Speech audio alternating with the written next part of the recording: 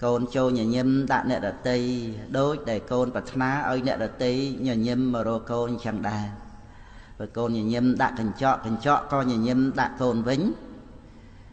nơi pe lệ côn khăn krao nâng bọc quần ná côn xa là bong ruột từ trong mục côn luôn anh không cần chọ mớ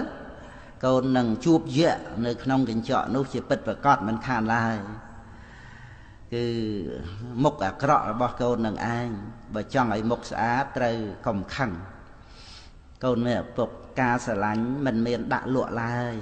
và côn chẳng đán côn trời thơ vô để luôn anh